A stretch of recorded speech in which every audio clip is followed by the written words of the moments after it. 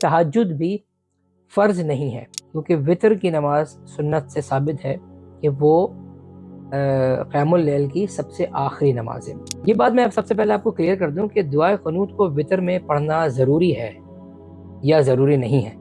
चलें रमज़ान की मिसाल ले लेते हैं कि रमज़ान में लोग ज़्यादातर माशाल्लाह वितर और तहज्जुद का एहतमाम करते हैं ख़ास करके। तो अगर कोई इंसान ये इरादा करके सो जाता है कि मैं कल के रोज़े की नियत कर रहा हूँ और वो वितर भी पढ़ लेता है और फिर उसकी आँख नहीं खुलती, तो उसको उसका रोज़ा हो जाएगा, उसकी इबादत भी हो गई, उसने वितर भी पढ़ लिया।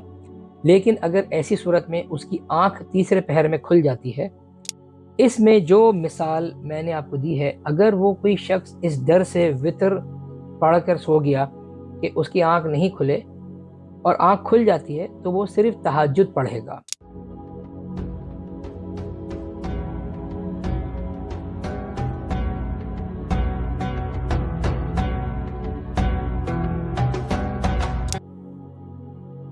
अल्हम्दुलिल्लाह रब्बिल आलमीन वातिल मुत्तकीन अम्मा बाद अऊज़ु बिल्लाहि मिनश शैतानिर रजीम बिस्मिल्लाहिर रहमानिर रहीम रब्बि इश्रह ली सदरी व यस्सिर ली अमरी वहलुल उक़दतम लिसानी यफ़क़हू क़ौली।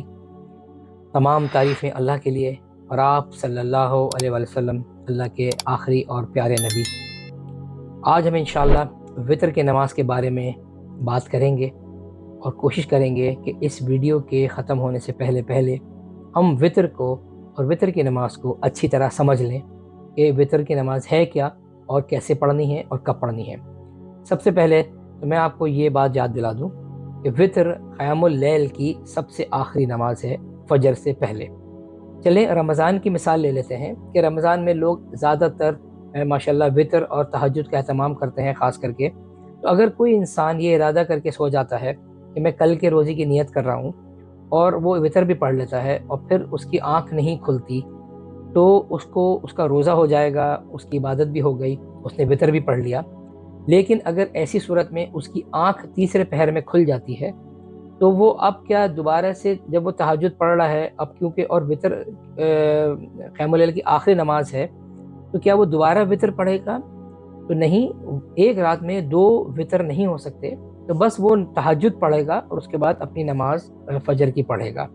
इसके ताल्लुक़ से आप सल्लल्लाहु अलैहि वसल्लम की हदीस है सुनन अबू दाऊद की 1439 मौजूद है, जिसमें आप सल्लल्लाहु अलैहि वसल्लम ने फरमाया कि एक रात में 2 वितर नहीं होती। अपनी रात की आखिरी नमाज वितर को बनाओ, यानी वितर तहज्जुद के बाद पढ़नी है। इसमें जो मिसाल मैंने आपको दी है, अगर वो कोई शख्स इस डर से वितर पढ़ कर सो गया कि उसकी आँख नहीं खुले और आँख खुल जाती है, तो वो सिर्फ तहज्जुद पढ़ेगा। और अगर आँख नहीं खुलती और अज़ान का वक्त हो गया, तो बस वो फजर की नमाज़ पढ़ेगा क्योंकि तहज्जुद भी फ़र्ज़ नहीं है। लेकिन ऑफ कोर्स आप सल्लल्लाहु अलैहि वसल्लम के लिए तहज्जुद फ़र्ज़ की गई थी और आप सल्लल्लाहु अलैहि वसल्लम पर तहज्जुद फ़र्ज़ थी, तो वो मामला डिफरेंट है। ये आम तौर पर देखा गया है क्योंकि हमने ना दीन सीखा, ये हमारी कमी है कि हमने दीन सीखा ना सीखने की कोशिश करी, बस जो चलता आ रहा है वो हमने बस उसको ही कॉपी पेस्ट कर लिया। यहाँ तक कि भी देखने में आया कि इशा की नमाज के बाद इमाम ने वितर की नमाज भी पढ़ा दी। तो मेरे नज़दीक ये मामला सही नहीं है, क्योंकि वितर की नमाज सुन्नत से साबित है कि वो क़यामुल लैल की सबसे आखिरी नमाज है। चलिए आप देखते हैं कि वितर को पढ़ना कैसा है या उसको कैसे पढ़ा जाता है। वितर के लिए आपको 2, 4, 6 या 8 रकात तहज्जुद पढ़ना है और उसके बाद 1, 3, 5, 7 या 9 रकात की तादाद से वितर या क़यामुल लैल की आखिरी नमाज को पढ़ना है। तो आपको बात समझ में आ गई कि तहज्जुद को आपने इवन नंबर्स में पढ़ना है 8 तक और वितर को आपने ऑड नंबर्स में पढ़ना है 9 तक। अब सब ये आम, मतलब वैसे तो ये आम मशहूर है और तरीका है कि इंसान 3 रकात ही वितर पढ़ता है, जो ज़्यादातर हमारे यहाँ पाकिस्तान में, इंडिया में या बांग्लादेश में पढ़ी जाती हैं। इसकी मिसाल हम हज़रत आयशा रज़ी अल्लाह ताला अन्हा की सही मुस्लिम की हदीस 738, जिसको मैं पहले भी कई बार कोट कर चुका हूँ कि रसूलुल्लाह सल्लल्लाहु अलैहि वसल्लम रमज़ान या गैर रमज़ान 11 रकातों से ज़्यादा क़यामुल लैल की नमाज़ें नहीं पढ़ते। तो 11 का मुराद ये हो गया कि 8 तहज्जुद और 3 वितर।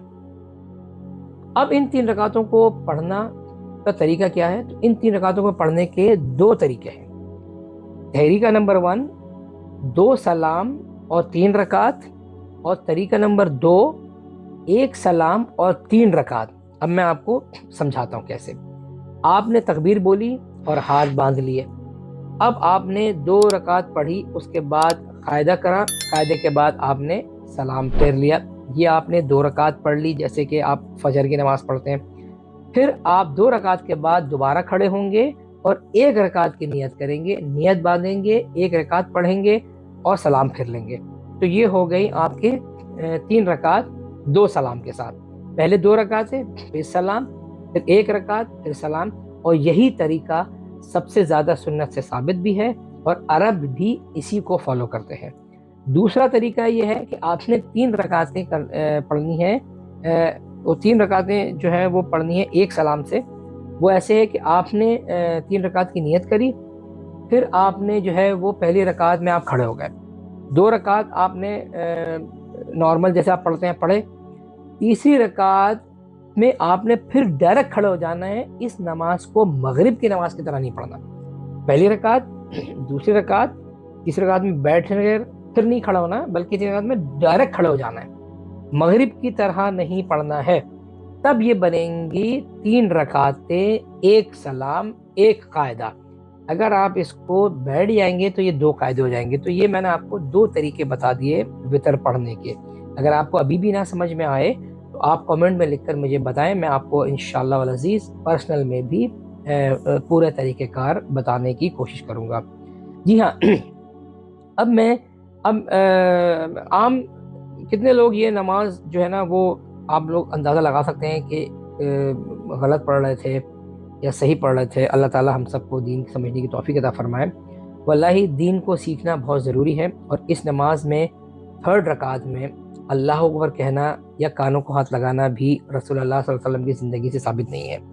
اس چیز کو بھی میں کلیئر کرتا چلوں کہ جو تیسری رکعت ہوتی ہے اس میں ہم ایک تو ہم بیٹھ کے ہم نے اس کو مغرب کی نماز کی طرح پڑھنے کی کوشش کری، اس کے بعد ہم جب تیسری رکعت میں کھڑے ہوئے ہم نے جو ہے وہ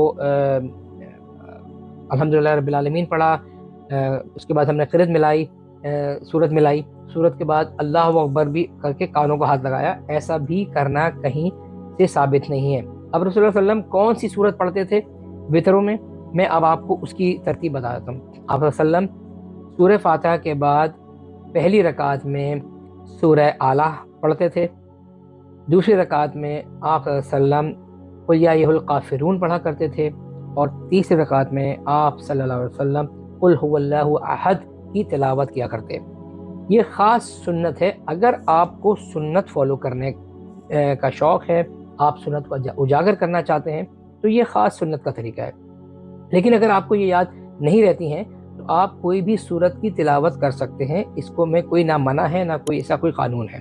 اچھا آئیے اب ہم دعائے قنوت کو دیکھ لیتے ہیں کہ دعائے قنوت جو ہے وہ کس طرح پڑھنی ہے اور کون سی پڑھنی ہے۔ یہ بات میں سب سے پہلے آپ کو کلیئر کر دوں کہ دعائے قنوت کو وتر میں پڑھنا ضروری ہے یا ضروری نہیں ہے۔ تو میں آپ کو یہ بات بڑے آرام سے، بڑے پیار سے، بڑے مہذب طریقے سے بتا دوں، کیونکہ اکثر علماء اس پر بڑی سخت رائے رکھتے ہیں کہ دعائے قنوت کو وتر میں پڑھنا ضروری نہیں ہے۔ دعائے قنوت کو وتر میں پڑھنا ضروری نہیں ہے، یہ سمجھ لیں۔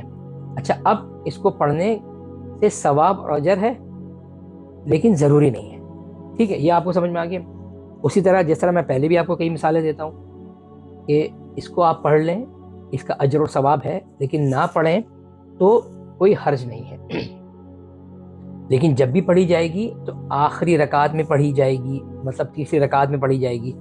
اس طرح سے آپ نے تیسری رکعت میں کھڑے ہوئے، سورہ فاتحہ پڑھی، پھر سورہ فاتحہ پڑھنے کے بعد آپ نے دعا ملائی، دعا کے بعد آپ نے نہ کانوں کا ہاتھ اٹھانا ہے نہ اللہ اکبر کہنا ہے، ڈائریکٹ دعا قنوت پڑھنی ہے اور آپ نے رکوع کرنا ہے۔ اس کو پڑھنے کا ایک اور طریقہ بھی ہے، وہ طریقہ یہ ہے کہ تیسری رکعت میں آپ جب کھڑے ہوئے آپ نے سورہ فاتحہ پڑھی، اس کے بعد آپ نے سورت ملائی، سورت ملانے کے بعد آپ رکوع میں چلے گئے۔ رکوع سے آپ جب کھڑے ہوئے سمع اللہ لمن حمدہ، اس کے بعد دعائے قنوت پڑھی، دعائے قنوت کے پڑھنے کے بعد سیدھے سجدے میں۔ اچھا، کیونکہ یہ دعا ہے، دعا کے لیے ہاتھ اٹھانا لازم ہے۔ اگر جب بھی آپ دعائے قنوت پڑھیں گے اس پہ آپ ہاتھ اٹھائیں گے، ہاتھ اٹھانے کے بعد ایسے ہاتھ کو پھیریں گے نہیں، کیونکہ کیونکہ ہاتھ کو پھیرنا بھی جو ہے وہ کہیں سے ثابت نہیں ہے۔ ابو داؤد کی یہ حدیث جو ہے وہ ضعیف حدیث ہے کہ آپ نے ہاتھ اٹھا کر ہاتھ کو ایسے پھیرنا ہے۔ اب ہم نے آج کی ویڈیو میں کیا سیکھ لیا کہ وطر کب پڑھیں گے، سب سے آخری نماز ہوگی، اتنی رکعتیں ہوں گی، یہ بھی سیکھ لیا۔ رکعتوں کا طریقہ کار کیا ہوگا، یہ بھی سیکھ لیا۔ وطر کو 2 طریقوں سے پڑھ سکتے ہیں، ہم نے یہ بھی سیکھ لیا۔ وطر میں دعائے قنوت کو پڑھنا ہے یا نہیں پڑھنا ہے، ہم نے یہ بھی سیکھ لیا۔ دعائے قنوت کون سی والی پڑھنی ہے، ہم نے یہ بھی سیکھ لیا۔ تو انشاءاللہ عزیز اسی طرح چھوٹے چھوٹے ٹاپکس پر ہم آپ کے سامنے ویڈیوز کو لاتے رہیں گے۔ دین کو بہت سمپل کر کے آپ کے سامنے میں انشاءاللہ عزیز پیش کرتا رہوں گا۔ اگر آپ کو میری باتیں اچھی لگتی ہیں، میرے چینل کو سبسکرائب کیجئے، میرے چینل کو لائک کیجئے، میرے چینل کو شیئر کیجئے۔ میں انسٹاگرام پر بھی ہوں، اس پر بھی مجھے لائک کیجئے، فالو کیجئے، کامنٹ کیجئے۔ میرے ٹک ٹاک پر بھی مجھے ضرور فالو کیجئے۔ انشاءاللہ عزیز اگلی ویڈیو کے ساتھ آپ کے ساتھ حاضر ہوں گا، تب تک کے لیے اجازت دیجئے۔ وما علینا الا البلاغ المبین۔ السلام علیکم۔